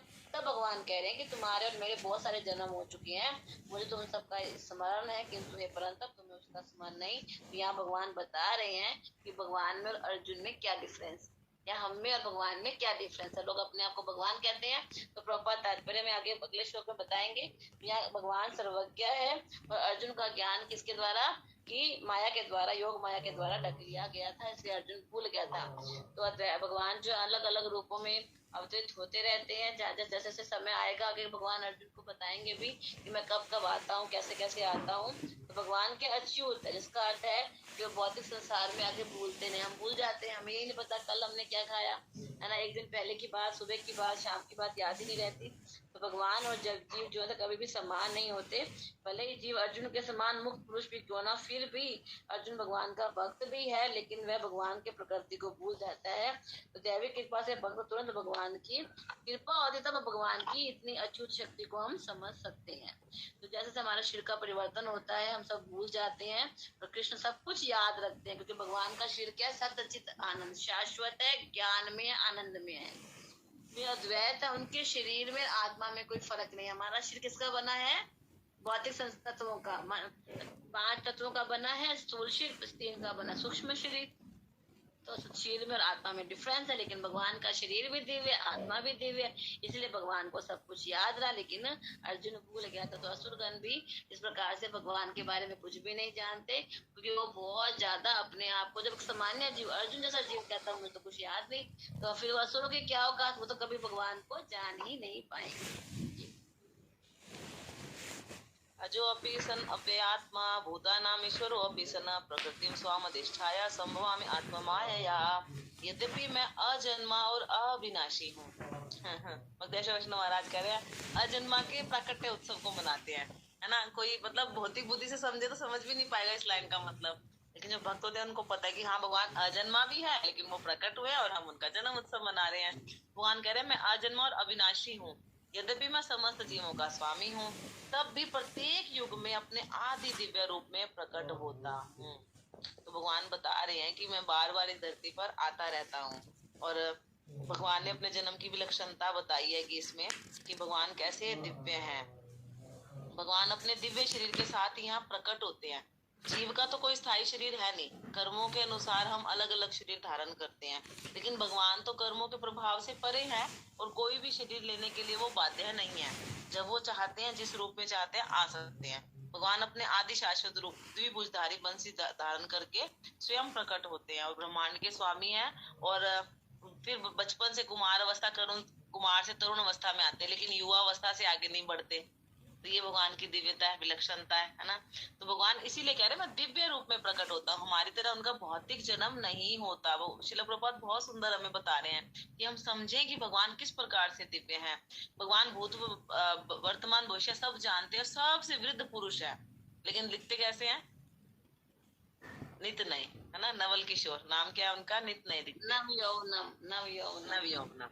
तो यहाँ बता रहे हैं कि जैसे सूर्य प्रकट होता है, अस्त होता है हमारी आंखों के सामने, है ना, उत्तरायण दक्षिणायन के हिसाब से, लेकिन सूर्य तो हमेशा आकाश में रहता है। इसी प्रकार से भगवान एक अपना यहाँ प्रकट होते हैं, फिर यहाँ से अप्रकट हो जाते हैं, फिर किसी और ब्रह्मांड में प्रकट होते हैं, फिर वहां से अप्रकट हो जाते हैं। तो सूर्य की तरह ही भगवान हमारी दृष्टि के आगे आते हैं और कभी हमारी दृष्टि से ओझल हो जाते हैं। बस इतना ही है। श्रील प्रभुपाद बता रहे हैं जैसे भगवान राम जी प्रकट हुए, है ना, तो कौशल्या माता जी ने जो स्तुति गाई उसमें क्या बताया कि चतुर्भुज रूप धारण करके आए। ऐसे देवकी और वसुदेव जी के आगे जेल में भगवान जब प्रकट हुए तो चतुर्भुज रूप धारण करके आए। मतलब भगवान बता रहे हैं कि मैं अपने दिव्य रूप में प्रकट होता हूँ। भक्त की इच्छा के लिए फिर उन्होंने बाल लीलाएं करी और बाल रूप धारण करके फिर माँ को संतुष्ट किया। अदरवाइज तो भगवान हमेशा अपने आदि दिव्य रूप में ही प्रकट होते हैं, उनका भौतिक शरीर नहीं होता। जी आगे भगवान बता रहे हैं कि भगवान क्यों आते हैं। पालेराम प्रभु जी की वॉइस जो अनम्यूट है, पालेराम प्रभु जी। यदा यदा हि धर्मस्य ग्लानिर्भवति भारत अभ्युत्थानं धर्मस्य तदात्मानं सृजाम्यहम्। भगवान कह रहे हैं कि हे भरतवंशी, कि तुम भरतवंशियों के वश में से हो, है ना। तो सुनो, जब भी और जहाँ भी धर्म का पतन होता है, तुम्हारा धर्म, तुम्हारा वंश तो इतना अच्छा था, तुम्हारे यहाँ भी जब अधर्म आ गया तो मुझे आना पड़ा। भरतवंशी कहने का ये मीनिंग है कि जब भी और जहाँ भी धर्म का पतन होता है, धर्म की प्रधानता होती है, तब मैं आता हूँ। सृजामी का अर्थ का मतलब ये नहीं कि सृजन हो, भगवान स्वयं यथा रूप में प्रकट होते हैं, आते हैं। तो भगवान कब आते हैं? भगवान का एक डिसाइडेड है। हमारा तो कभी कोई ना उम्र पता है, हमें तो नहीं पता ना कितनी हमारी उम्र है, कब मृत्यु होगी, अगला जन्म हमें कैसा मिलेगा। लेकिन भगवान कब आते हैं? ब्रह्मा जी के एक दिन में 7वें मनु के 28वें युग के द्वापर के अंत में आते हैं भगवान। लेकिन भगवान के लिए कोई नियम है? स्वेच्छा से कभी भी आ जाएंगे। हमें शरीर कैसे मिलेगा? हमारे कर्म और हमारी इच्छाओं के हिसाब से। लेकिन भगवान हमेशा आते हैं। तो कलयुग में भगवान किस रूप में आए? कली काले नाम रूपे कृष्ण अवतार। तो हमारे पास भगवान नाम में अभिनत्व, नाम नामिनो, नाम में और नामी में कोई अंतर नहीं है। इस प्रकार से जो भगवान आते हैं, जब धर्म का पतन होना शुरू होता है, धर्म का डाउनफॉल होता है, तब भगवान आते हैं। लेकिन धर्म है क्या? धर्म तो साक्षात भगवत प्रणीतम, जो भगवान ने नियम बनाए हैं वही धर्म है। जब लोग भगवान के नियमों का पालन नहीं करते, उसका गलत उपयोग करना शुरू कर दे, तो भगवान को आना पड़ता है। तो भगवान जब आते हैं, अलग अलग रूपों में आते हैं। कैसे आते हैं? जैसे कि एक छोटे बच्चे के लिए भी 2 2 4 होता है, और बड़े बच्चे के लिए भी 2 2 4 होता है। लेकिन बड़े बच्चे के लिए 2 - 4 भी -2 होता है, लेकिन छोटे बच्चे को नहीं पता। तो भगवान का जो भक्त होता है, वो भगवान के मत्स्य अवतार, कच्छप अवतार, वरा अवतार के साथ साथ कृष्ण अवतार, राम अवतार, उसको कई बार लोग नहीं समझ पाते। लेकिन जिसकी जितनी ज्यादा लेवल बढ़ता जाएगा, वो भगवान भक्ति में जितना उसका सरेंडरनेस बढ़ता जाएगा, भगवान को जान जाता है। भगवान प्रत्येक अवतार में एक जैसे सिद्धांत देते हैं। जो परिस्थितियों के, जैसे बौद्ध धर्म में भगवान आए, बुद्ध के रूप में आए, है ना, परशुराम के रूप में आए, 21 बार शत्रुओं को मारा। तो जैसे जिस समय जरूरत होती है, उस समय भगवान उतना ही शो करते हैं, है ना। लेकिन भगवान की दिव्यता हमेशा बनी रहती है। तो अवतारों का उद्देश्य क्या होता है? सब में धर्म की स्थापना करना। इसलिए भगवान प्रतीति के अनुसार से प्रकट भी हो जाते हैं और अप्रकट भी हो जाते हैं। जी माता जी। परित्राणाय साधूनां विनाशाय च दुष्कृतां धर्म संस्थापनार्थाय संभवामि युगे युगे। ये दो श्लोक तो भारत में सबको याद होंगे, है ना। तो सुंदर है। महाभारत देखी हुई है सभी, सबने बचपन में महाभारत देखी हुई है हमने। हाँ, भक्तों का उद्धार करने के लिए सबसे पहली लाइन ये क्यों आ रही है, भक्तों का उद्धार करने के लिए, है ना। बाद में बता रहे हैं दुष्टों का विनाश करने के लिए और धर्म की फिर से स्थापना करने के लिए मैं हर युग में प्रकट होता हूँ। तो बहुत सुंदर भगवान बता रहे हैं कि मैं कब और क्यों प्रकट होता हूँ। हर युग में प्रकट होते हैं, क्यों होते हैं? भक्तों का उद्धार करने के लिए, दुष्टों का विनाश करने के लिए, धर्म की फिर से स्थापना करने के लिए। कहते हैं जो धर्म की रक्षा करता है भगवान उसकी रक्षा करते हैं। तो धर्म की स्थापना के लिए भगवान अर्जुन से युद्ध लड़वा रहे हैं ताकि पूरे संसार को युधिष्ठिर जैसा राजा दे सके, है ना। तो यहाँ पे तात्पर्य में श्रील प्रभुपाद बता रहे हैं कि भगवान निष्काम भक्तों को तुष्ट करने के लिए विशेष रूप से अवतार लेते हैं। प्रहलाद महाराज अपना हरि नाम में मस्त है, हिरण्यकशिपु उनको तंग कर रहे हैं, तो भगवान ने नरसिंह भगवान का रूप धारण किया। ऐसे ही वसुदेव को भी दंडित कर रहे हैं कंस, और देवकी का उद्धार करने के लिए भगवान जेल में भी प्रकट हो गए। इसी प्रकार से हमारे घरों में भगवान विग्रह के रूप में आते हैं, हमारे जीवन में भगवान हरि नाम के रूप में आते हैं, और श्रीमद् भागवतम के रूप में, ग्रंथों के रूप में आते हैं। भक्तों को भेजते हैं हमारे पास। श्रील प्रभुपाद को दिया हमें भगवान ने। तो अलग अलग तरीके से भगवान हमारे में भक्ति प्रकट करने के लिए, हमारे अंदर दुष्टता का विनाश करने के लिए भक्तों का संग, शास्त्रों का संग, है ना। इस तरह से भगवान हमारे, हम सबके जीवन में प्रकट हैं अलग अलग समय। हम इसको समझें, इसकी वैल्यू करें। और यहाँ बता रहे कि अवतार कई तरह के होते हैं, पुरुष अवतार, गुण अवतार, लीला अवतार, शक्त्यावेश अवतार, मनवंतर अवतार और गुण अवतार, और एक क्रमानुसार होते हैं। भगवान कृष्ण जो है वो आदि भगवान है, समस्त अवतारों के उद्गम है। कलयुग में भगवान किस रूप में है? चैतन्य महाप्रभु के रूप में। और यह अवतार दुष्टों का विनाश करने के लिए नहीं, दुष्टता का विनाश करने के लिए, अपनी अहेतु की कृपा से उद्धार करने के लिए। तो भगवान चैतन्य महाप्रभु की कृपा से श्रील प्रभुपाद हमारे जीवन में आए, हमें अपनी अहेतु की कृपा से उद्धार कर रहे हैं। इतनी सुंदर भगवत गीता दी है, इतना सुंदर सहयोग बनाया कि हम इसको पढ़ रहे हैं, सुन रहे हैं। नेक्स्ट श्लोक करते हैं, जो आज का होमवर्क है, जो सबको लर्न करना है। हाँ जी।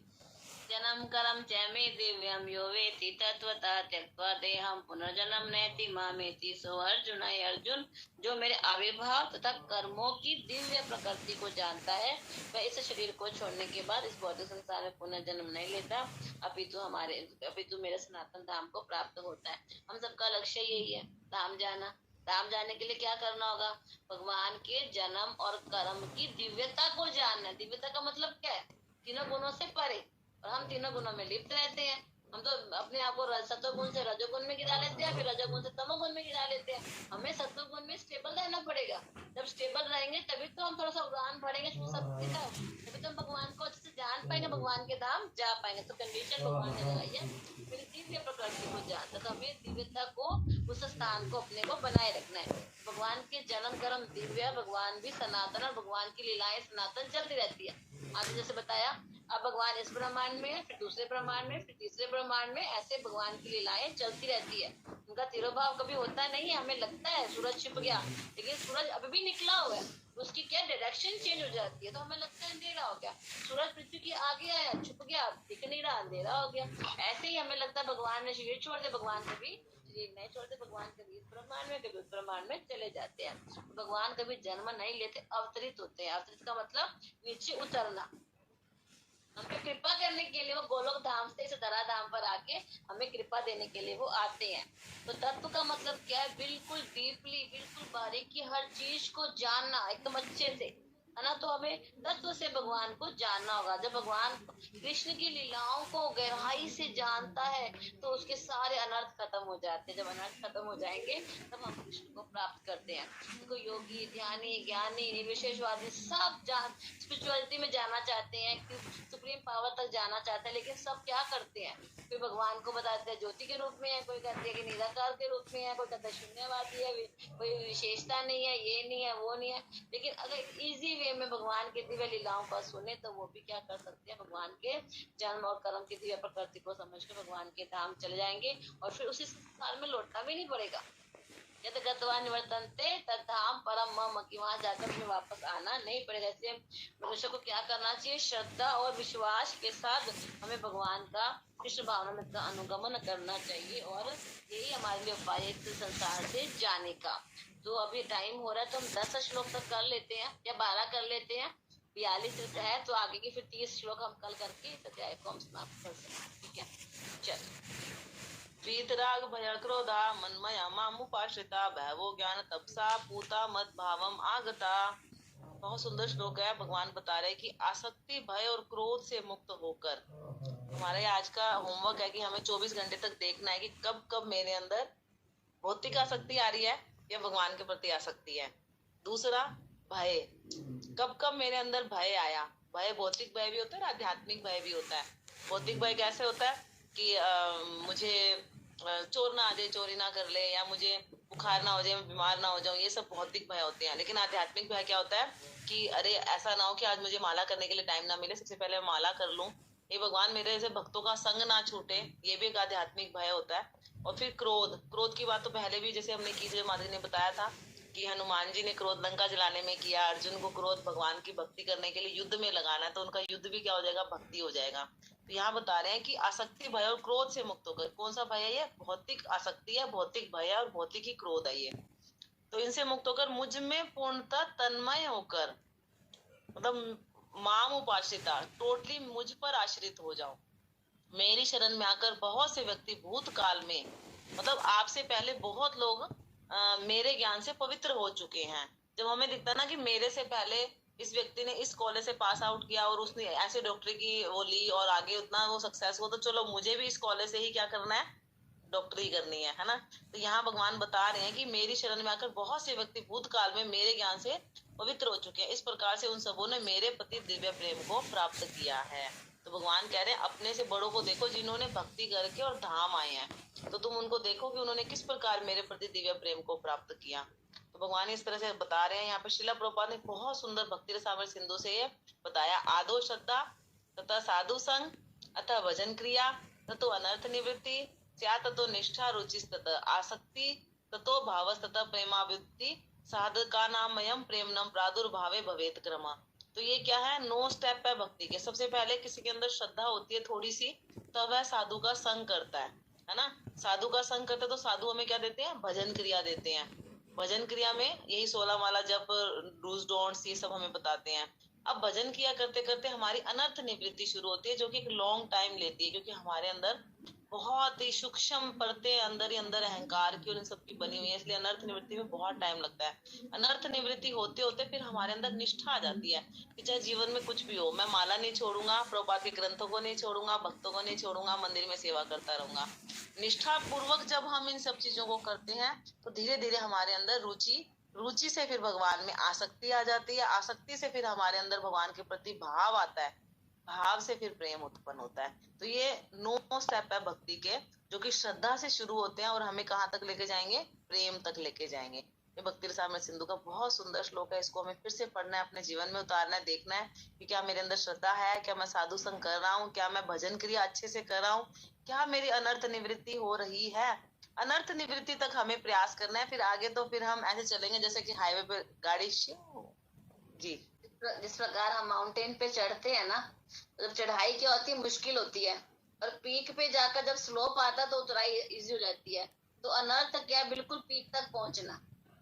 श्रद्धा शुरू किया, शुरू में श्रद्धा तो होती है, लेकिन फिर गुरु का संग करना, फिर नाम का जप करना, फिर अनर्थ तक जाना तक, माउंट के पीक तक पहुंच गए। और फिर उसके बाद स्लोप आता है तो फिर फटाफट निष्ठा, रुचि, आसक्ति, भाव, प्रेम फटाफट नीचे उतर जाते हैं।